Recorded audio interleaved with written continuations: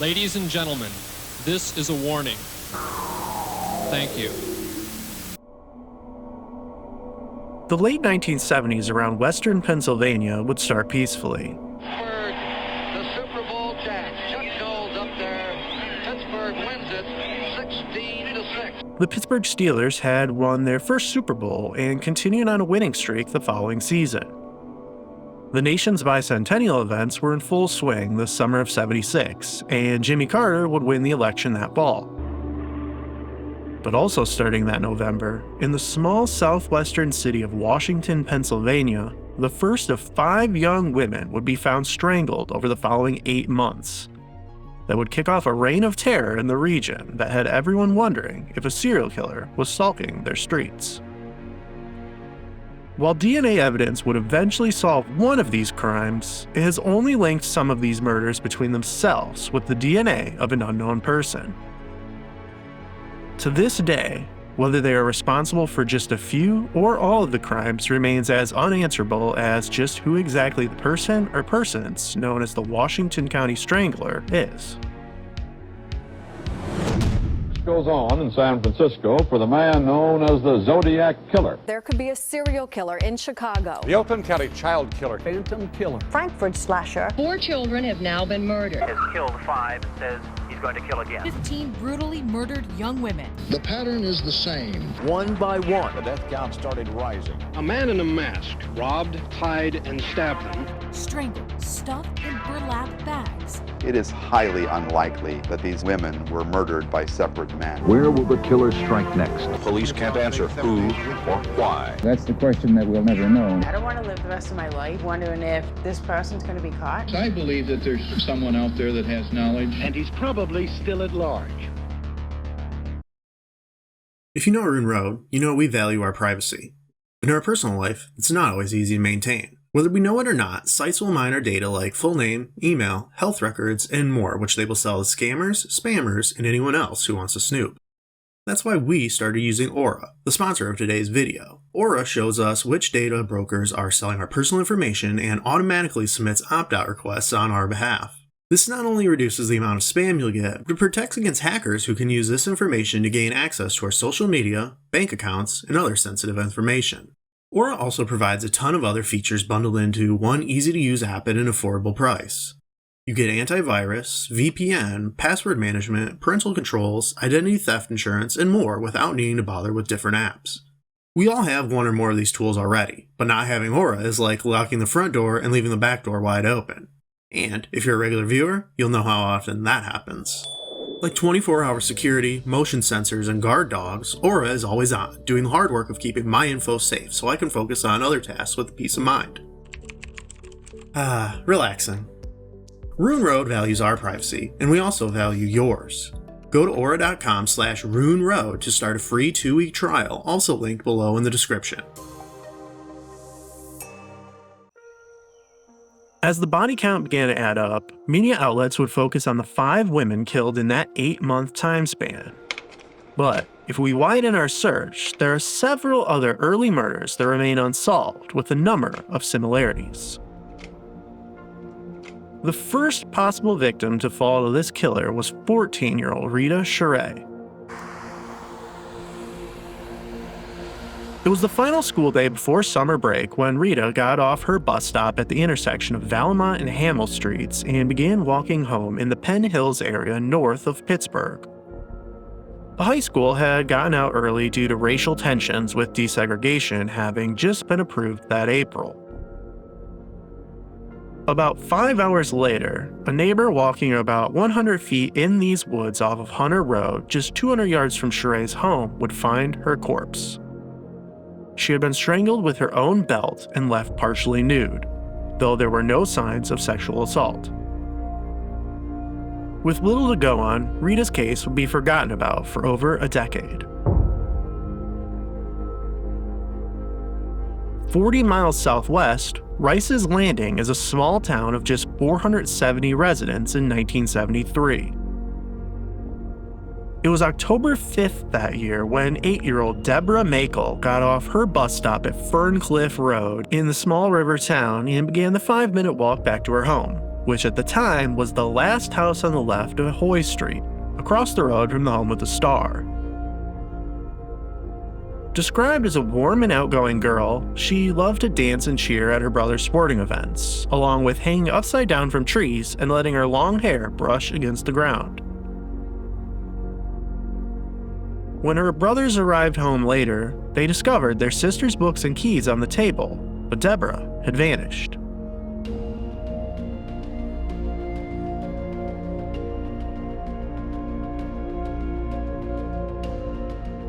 A search party totaling 200 was launched the very next day, and they would head east into the wooded valley where Pumpkin Run Creek winds through the area.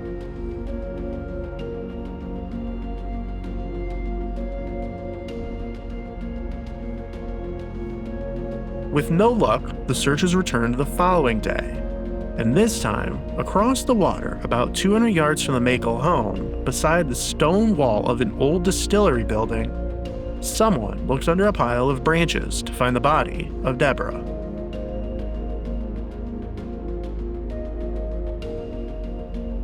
Though it was theorized someone had moved the body overnight, it would eventually be determined that her body was there the whole time.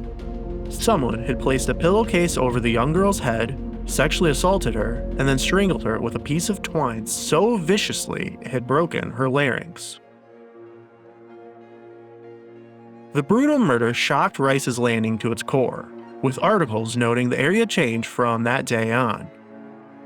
In an area so small it didn't even have its own post office, children were terrified to sleep alone.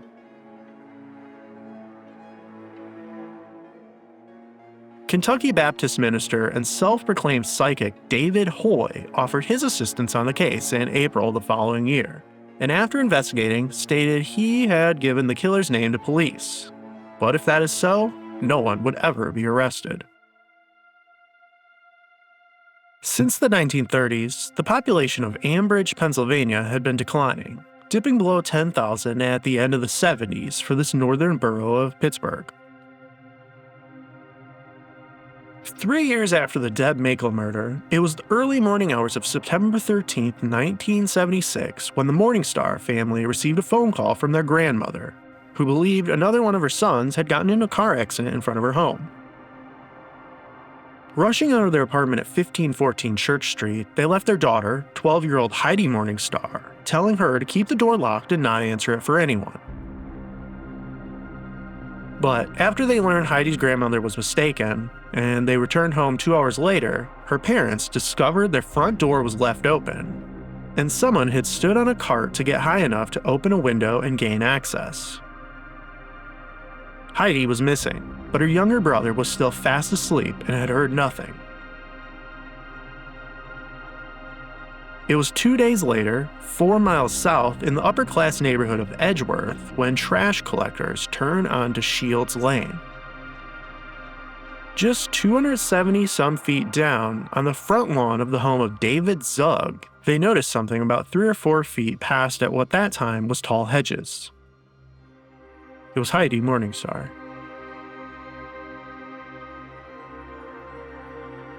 Someone had bound her hands behind her back, shoved multiple handkerchiefs down her throat before gagging her and finally strangling her to death. As they each occurred in different outer boroughs of Pittsburgh over 5 years, it would take 2 or more heinous crimes before the public would take notice that young women were dying in remarkably similar ways. However, it was less than 2 months after Heidi's murder that the next crime occurred. Penn Hills lies to the east of Pittsburgh. Just 4 miles south from where Rita Charay lived, Barbara Lewis had turned 30 just a few days before November 19, 1976, when she left her parents' home at 425 Long Road to go to work. Barbara would walk up the block to the bus stop where Long intersects with Paris and Joan Drives, just before 6:30 a.m. By the time the bus would arrive, Barbara had disappeared. No one even had a chance to realize she was missing when 3 hours later, a mile down the road, a cleaning woman at the Black Ridge Civic Association would exit out the rear of the building to take some trash to the dumpster in the parking lot. When she opened the receptacle, she saw something that would haunt her forever. The partially nude body of Barbara Lewis had been tossed inside.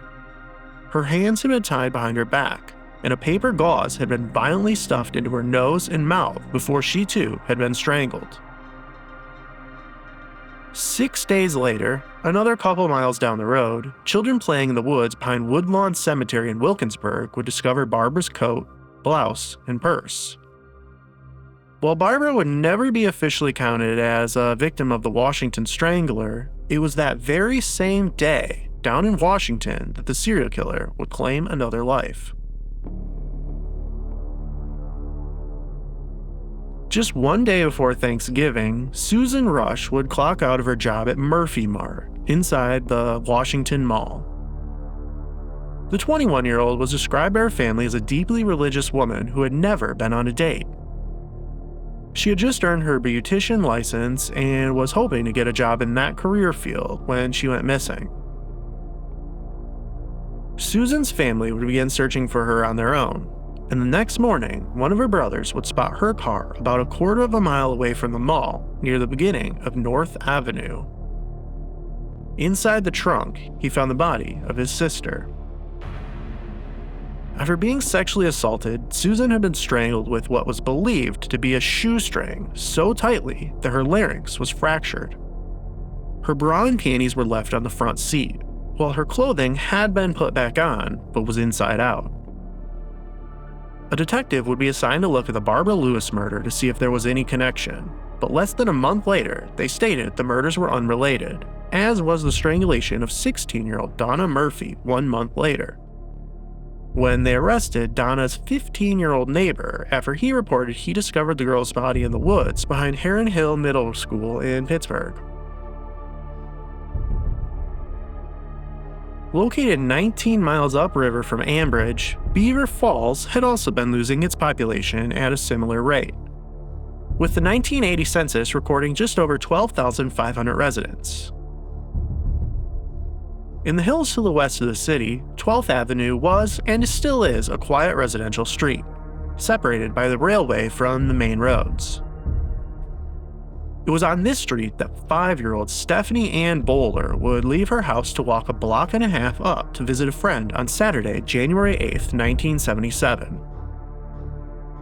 But as several of that family's children had a flu, their mother turned the child away so she would not catch the bug as well, and watched as she would begin the short walk back home.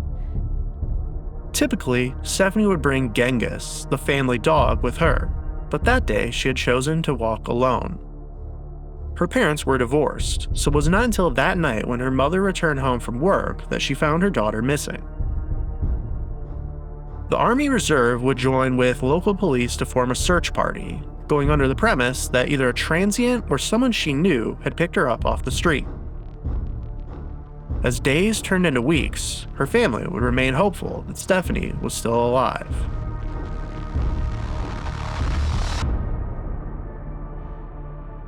One day before Valentine's that year, 20 miles to the east of Washington, in the small river town of North Charleroi, 16-year-old Mary Jency would leave her home at 574 7th Street to take the bus to a soda shop where she liked to hang out.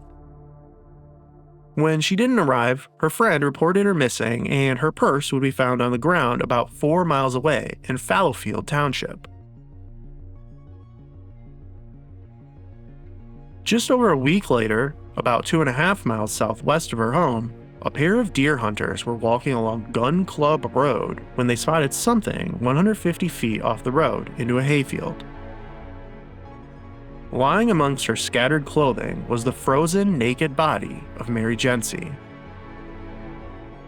Investigators would state that this would be one of the most brutal murders they had ever seen. After being sexually assaulted, someone would bash her head with what appeared to be a hammer just 4 hours after she had vanished. An autopsy would show she had been pregnant.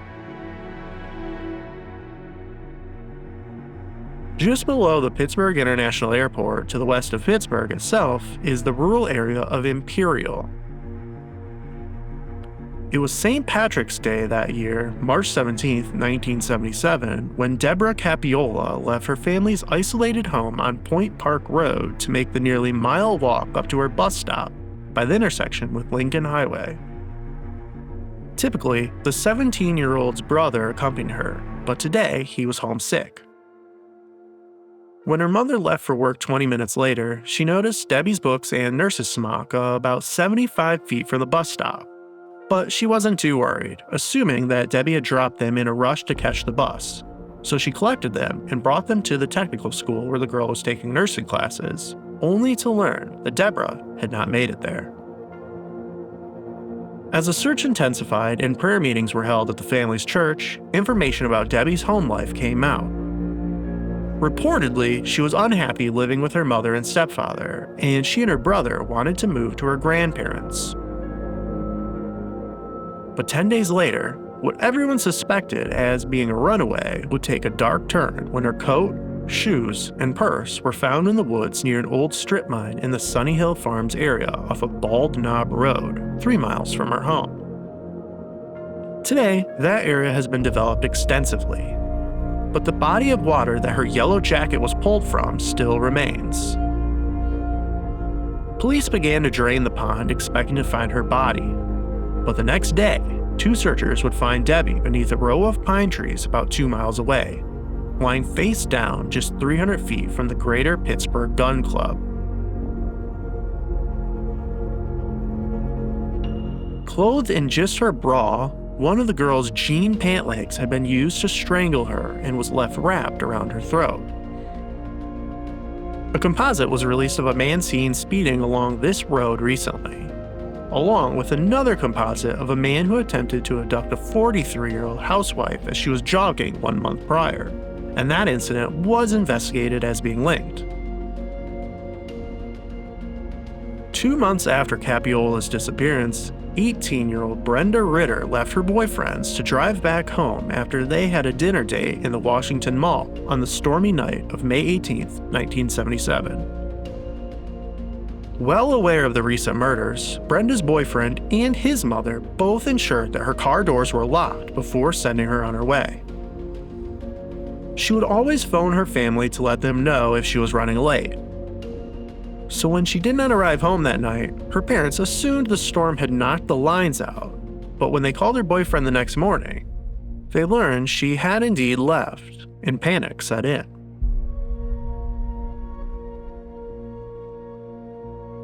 That same morning, her abandoned car would be found on Rankin Road, just before the intersection with Zedeker outside of town of 84, which was strangely in the opposite direction of her own home. Her car door window was rolled halfway down, and her purse and belongings were scattered on the passenger side seat, but her driver's license and wallet were missing, leading to the speculation that a cop or someone pretending to be one had pulled her over. Just as a search party was being formed, a police helicopter would spot the nude body of Brenda about 200 yards off Roop Road on this grassy hill less than a mile from where her car was found. She was wearing only her socks and shoes, while the rest of her clothes were found 50 feet away. After sexually assaulting her, her killer had used a stick to twist Brenda's underwear around her neck to strangle her. A horse brush would be discovered in the area, but the owner of the property stated it was not his, nor had it been there earlier that week. However, a woman would eventually come forward that she had lost it while driving along the road. A sketch of a man seen hitchhiking in the area the day of the murder would be released, along with the image of a bracelet engraved with the name Jack that had been discovered in the woods about a mile away. Is it a man's bracelet or a woman's? Yes, it's a man's bracelet. It's a Spidell bracelet, and it has the name of Jack on it. We've taken this bracelet to the jewelers in the Washington area. They were unable to identify the printing. They say the unusual thing about it that there's both upper and lowercase letters used on the engraving, and most of the engraving done in this area is all uppercase. While these were all tenuous clues at best, the public was terrified, with 4 women dying in such a short time, and petitions were started pleading that the FBI join in the search for the killer, which turned into outright protest after the local district attorney did not reach out. Brenda's former employers would put out a $5,000 reward, while Deborah Capiola's friends and family would raise $7,500 of their own money for a reward. Bell Telephone Company reported that there had been an influx of obscene phone calls reported in the wake of the media, with people calling telling women that they were next, or other things, leading many phones to be tapped for evidence. Police stated a 20-person task force was working on the Ritter, Capiola, Gency, and Rush murders. While they were hesitant to link those murders, it was learned that Brenda's sister worked at the Murphy department store in the mall with Susan Rush, and Brenda's car was previously owned by that same sister. We're not ruling it out, but we just wouldn't say, just like you, we wouldn't state that they're directly linked, or they're not. We don't know. There's nothing to show us that they are. 3 were strangled out of the 4. All were sexually assaulted. We have no concrete evidence which ties in the 4 or 5 which have taken place in this county, in the surrounding area. It could go either way at this point. We were talking earlier, I'm not convinced in either way right now. We hope evidence in the next day or so, maybe the next few hours, would change that, give us some lead us to a specific person. That's not forthcoming at this present time, and I can't give you anything more. Sovchak and other police officials say that there's no need to panic, but the concern is evident among some Washington County residents. It's been reported applications for gun permits have increased, and parents are walking their children to and from bus stops. But Sovchak and the other police officers say they're optimistic that the beefed-up investigation will net results. For Newsfront, I'm Andrea Weisgerber. As the panic mounted in Washington County, less than a month after Brenda's murder, another crime would occur about 20 miles west near Wheeling, West Virginia. It would soon be proven the killer had moved to a new state.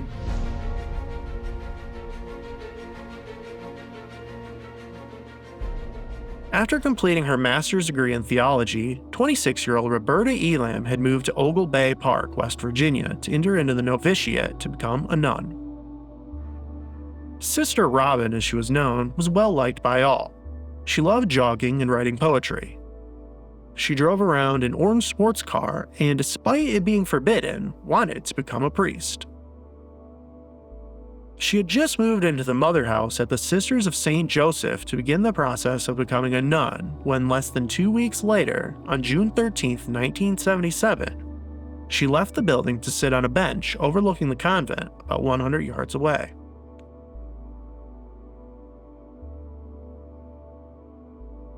In the middle of an 8-day silent retreat, Roberta was only allowed to leave the building to pray, which is what she had been planning to do this morning.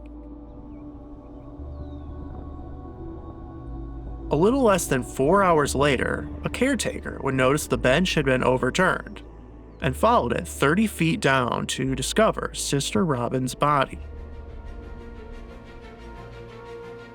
A trail of broken grass made police believe her killer had snuck up behind her as she sat on the bench, then dragged her over a fence where they were out of sight from both the convent and the next-door golf course. Her body showed no signs of defensive wounds, and she had been strangled by hand face to face. Her shirt had been ripped down.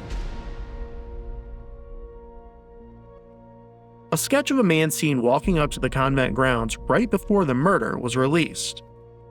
His car was also witnessed sitting around outside the convent a few days prior, and it was noted that several religious bumper stickers and pamphlets were inside the vehicle. He's never been identified.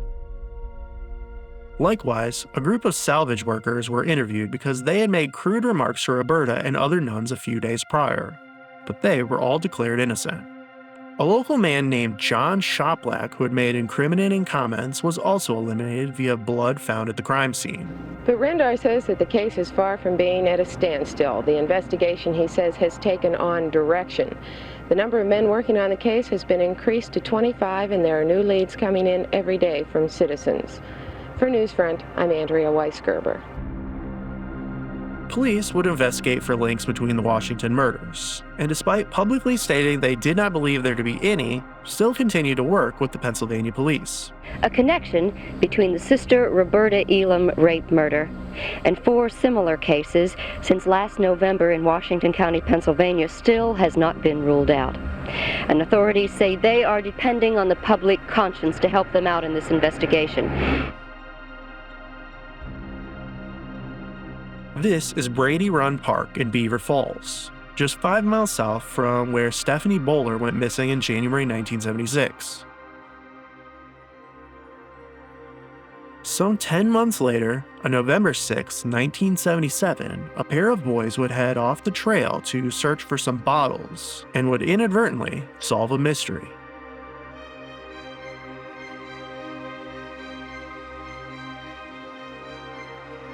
As they were walking, they discovered a boot lying on the ground. Next, they found a coat lying close by. Something white was protruding from the arm of that coat. It was a bone.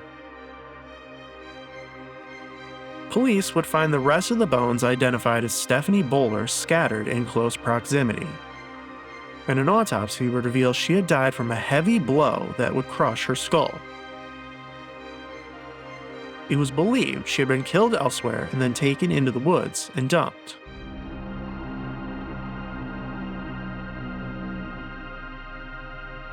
Less than 3 weeks after the discovery of that, another young girl would go missing.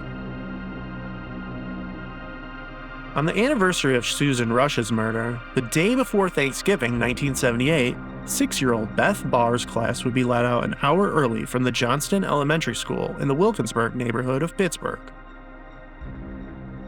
Her walk home was a short one, heading behind the school down Ardmore Boulevard, on a Marlborough, and then on a Traymore Avenue. It was here that someone would report seeing a man carrying a girl matching Beth's description and putting her into his car.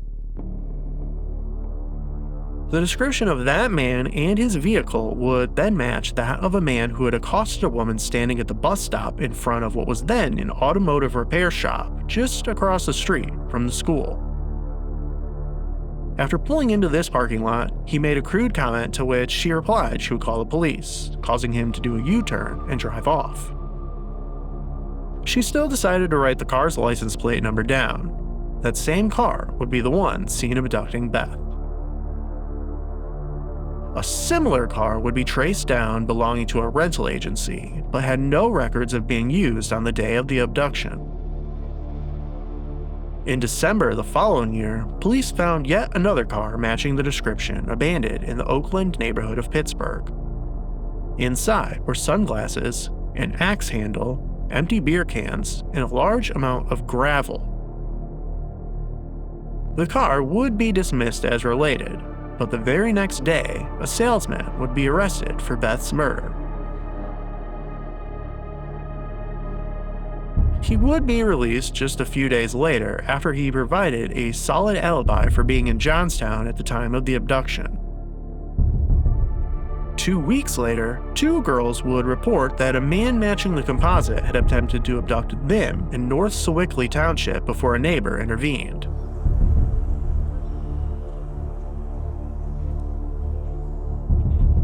It was March 29, 1979, when a man walking his dog in the woods across from the Duck Pond area of Wrestling Memorial Park in Monroeville would stumble onto Beth's skeleton.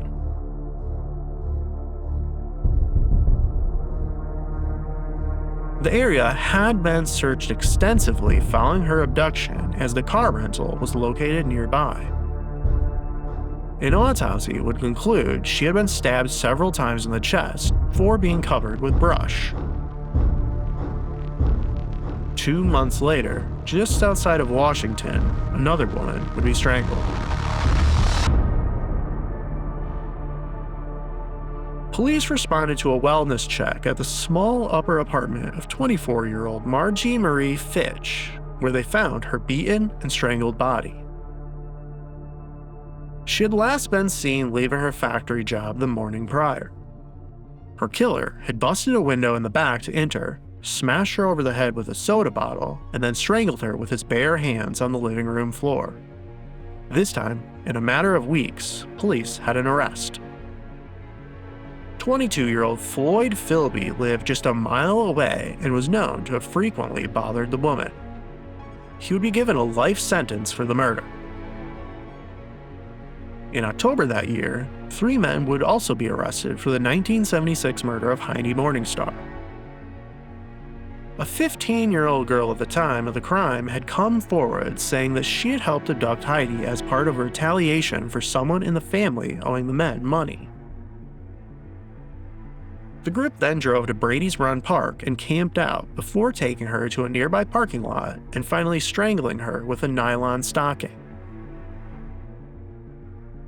At the trial, her testimony would be disputed as, by her own admission, she had taken multiple drugs throughout the time of the kidnapping, as well as it being learned that this story had come out during a hypnotism session. After a very lengthy case, even going to the Supreme Court for a ruling on hypnotism, the charges would be dropped after her testimony was ruled inadmissible. As the county entered the 1980s, the panic around western Pennsylvania subsided. Had the killer stopped? Had he been caught? Or had police simply stopped looking for links? About 30 miles north of Pittsburgh lies the small city of Zelienople. It was September 22, 1981, when 16-year-old Michelle Riedenbach would leave her after-school job at this building, which at that time was Mel Den's Appliances, to walk a few blocks south to the Shop and Save.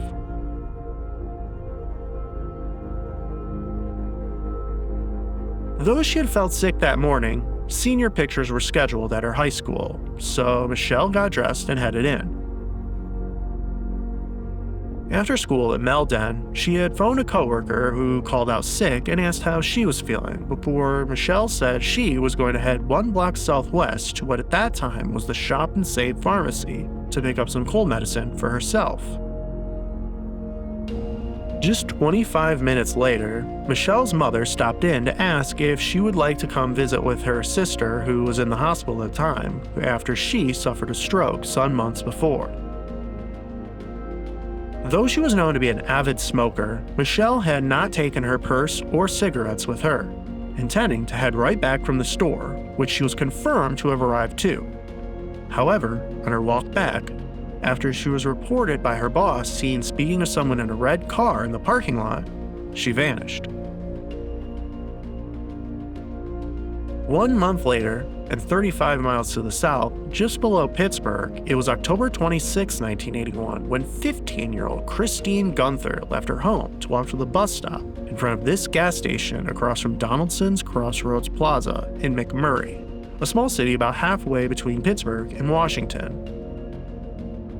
Christine had plans to attend a Steelers game with her father that night, and when she hadn't returned home in time, they phoned the police.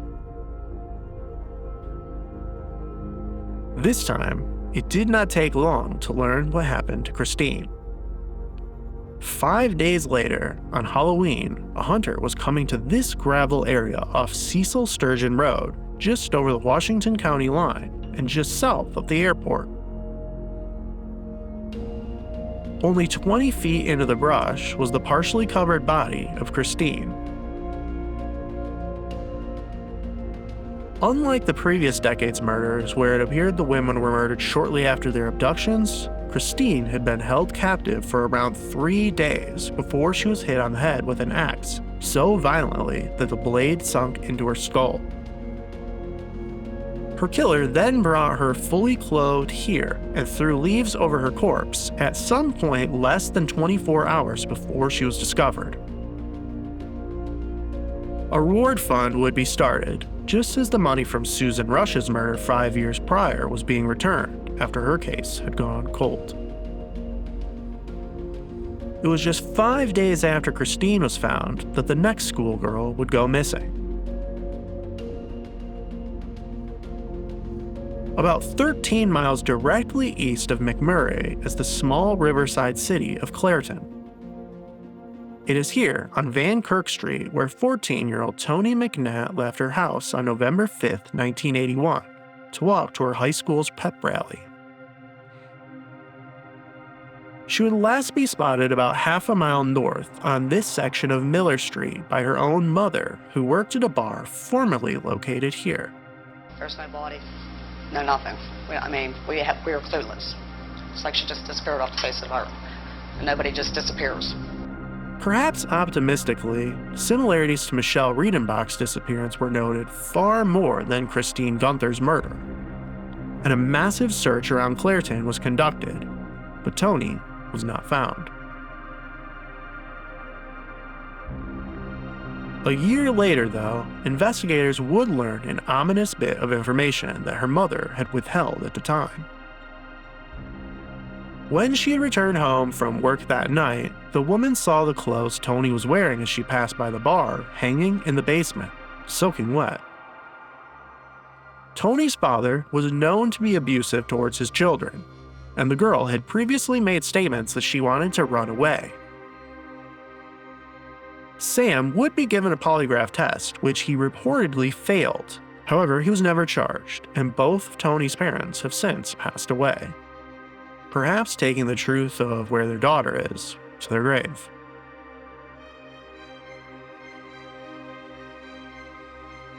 As with the previous string of murders, they seem to stop as suddenly as they started. E.T. and Thriller would sweep across the nation, while Cabbage Patch Kids became a holiday sensation. A bombing in Beirut would kill 240 US military personnel, while the Soviet Union would shoot down Korean Airlines Flight 007 when it mistakenly entered Soviet airspace. The first update to any of these cases would come in 1984, when police would announce they had made an arrest in Rita Charet's 1971 murder. Joseph Marine Jr. had been 15 at the time and lived in the same neighborhood. Rita's family stated they knew the two children had gotten into arguments in the past, but recently, after rereading statements from Joseph at the time, police would travel down to Louisiana, where Joseph was in jail for 2 attempted assaults on women there. He would be extradited back to Pennsylvania, and after several years' delays, the case would eventually be overturned when it was learned he had not been read his Miranda rights at the time of the interview. In the ensuing decades, cases would be periodically reopened and closed with little findings until DNA evidence would get the first hit in the year 2000. Semen found on Deborah Capiola's jeans back in 1977 would get a hit to a man named David Kennedy. At the time of the murders, witnesses saw a maroon Oldsmobile speeding in the area of Deborah's abduction. The car matched one owned by David, who was 20 at the time and told his coworkers he was late that day because his car had gotten a flat tire. In 2001, David Kennedy would receive a life sentence for just Deborah Capiola's murder. DNA evidence found on Susan Rush and Roberta Elam would match to the same unknown person, but it was not David Kennedy. In 2010, DNA evidence found on Mary Jency would match her boyfriend at the time, Robert Irwin, and that of another man, David Davali. Though not everyone was convinced of their guilt. Well, the murder happened back in 1977 here in the Charleroi area when a pregnant 16-year-old was murdered. And now 5 decades later, both the family of the man who's in jail for her murder and some of the victim's family both say he's innocent. It's hard. Every day. Cindy Irwin says her brother, Robert, is in jail for something he didn't do. His 16-year-old girlfriend, Mary Gency, was killed in 1977, brutally beaten to death while pregnant with his child at the time. But it wasn't until 2010 that DNA evidence emerged, and both Irwin and a man named David Davali were arrested. Irwin was convicted in 2011, sentenced to a minimum of 10 years in prison. We want the truth to come out. he was wrongfully convicted. Of course, it's one thing that Irwin's own sisters believe he's innocent. Another, though, that Mary Gency's own brother does too. I know he's innocent. There's not enough evidence against him. Gency and the Irwin sisters also question the integrity of the judge who convicted Robert Irwin. Judge Paul Pazanski himself was later convicted of stealing and using cocaine that was criminal evidence. Pazanski convicted Irwin during the time of his cocaine theft and use. The Irwin family's attorney filed a petition under the Post-Conviction Relief Act, a type of appeal. Next, the DA has to respond, and the new judge will schedule an evidentiary hearing and then make a ruling. If he grants the petition, the conviction against Robert Irwin is thrown out. While the appeal would be denied, Robert Irwin would be quietly released from prison in 2020. David Duvally would receive just a few years jail time for stating he witnessed Irwin beat his girlfriend to death, while Irwin insisted it was Duvally who killed her. In 2021, after airing a story on Beth Barr's cold case, an anonymous letter arrived to police. Tonight, in an unsolved murder case dating back decades, we told you the captivating story of the abduction and murder of 6-year-old Beth Lynn Barr last year. After our story aired, we heard from many of you. Yes, we did, and police got an anonymous letter, Lisa, pointing the finger at a possible suspect. A 4-page handwritten letter suggests that a deceased former police officer may have abducted and murdered 6-year-old Beth Lynn Barr. She vanished the day before Thanksgiving, 1977. The anonymous author writing, quote, "In 1977, I was one of many who went to search for this beautiful, innocent little girl. This case has affected me my entire adult life." She goes on to say she knows Beth's parents and then poses this question. "I'm wondering, and have been, if someone is deceased, yet worked as a police officer, if perhaps their fingerprints DNA could possibly help to solve this horrendous, heartbreaking case, so that Beth's soul, spirit, and Charlie and Donna could finally have closure. I feel so terrible at even writing and sending this to you." I've read this letter many times. Bobby Payne is a retired Allegheny County detective who worked the case for years. He's now the chief in Edgewood.